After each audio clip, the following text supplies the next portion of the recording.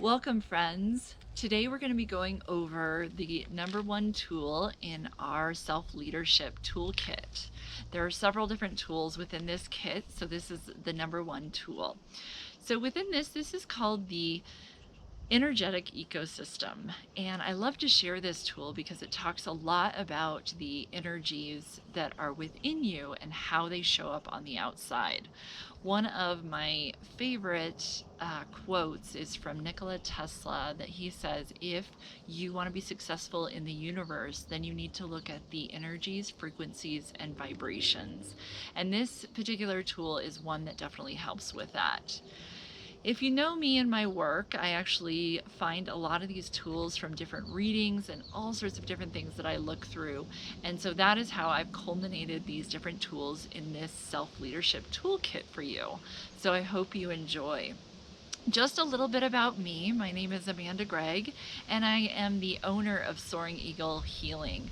I am passionate about helping people get comfortable in their bodies and really be able to move past stress and past anxiety and be the best version of themselves. And I believe that that is done through consistency and practice. So that is why I love these tools and I love to share about them. So, number one tool here that we're going to be talking about is the ecosystem and the energetics of it. So the very first piece of this is intention. So that is the first part of this particular tool, is our intention. So when we really take that moment to look at what we desire and we want, then we can bring that intention forward. A lot of times in sessions that I do with clients, I ask them to bring an intention to the table, because when you speak this out loud into the universe, that is when things start happening in that direction. The second part of this tool is attention. So actually placing your attention on this particular piece is a really big thing to look at. So when you express that want and desire and then placing your attention on that, that is when things start to move in that direction. Now, you've probably seen this in different ways, that perhaps there's been anxiety or stress or frustration that has been happening for you, and your attention is going in that direction, and it continues to be so. Additionally, you can look at it in the opposite direction when you have something joyful or happy happening, that you can also see that your attention is in that space and things are being able to be multiplied in that area. So you can see how it's worked if you look back at some different examples within your life, so you can look at it moving forward as well and be more aware of it than maybe you were before. The third part of this particular tool is energy. And so what is said is what you put your intention on then has the energy that follows it. So whatever your attention is placed on, then this energy that is being able to be constructed towards that is really being able to follow that and start to move in that direction. So it's really following that. Additionally, I really believe that the frequency and vibrations are also attached to this particular space when you're talking about energy. So the next part of this tool is then responsibility. So a lot of times what I've seen and also just heard, also done myself, is sometimes we can blame that there's an outside circumstance or another person that is responsible for what's going on. And that is actually very, very untrue.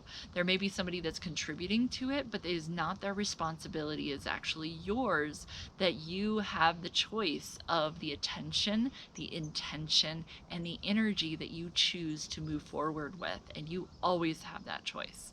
So with that, responsibility then becomes the next part of this is choice. So you have the choice to choose what your wants and desires are. Now, there may be others that are helping you determine that or inform that in some sort of way, but it is always your choice. So you can always get other people's input, but you always want to make sure that it's definitely something that you want and desire. And when you know that, when you know this intention is something that is really connected for you, you will have a sensation in your body.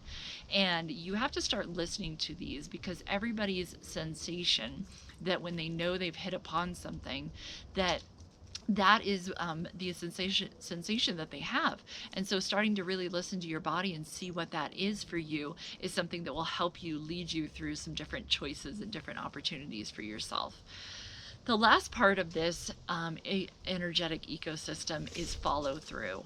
So, really being able to have that want and desire and then have that follow through. There may be times when I've seen myself, for instance, follow a project and that maybe I haven't seen it towards the end. And so, with that, really being able to have that follow through so that you can really be able to bring that want and desire into your life. Now, that does mean that we are looking at the intention like a point on the horizon, that not all the time we know how we are going to get there, but we know that we want to get there. And so just taking that follow through and taking it step by step is how we then bring that into reality. So I hope that energetic ecosystem helps you along your journey and that this tool perhaps resonates with you. But what I always tell people is if it resonates with you, great, use it. And if it doesn't, then move on to another tool or another something that resonates for you and helps you within your journey. So thanks for joining me today for the first tool in our self-leadership toolkit. And I will be back with you again to share more tools soon. Have a great day. Bye-bye for now.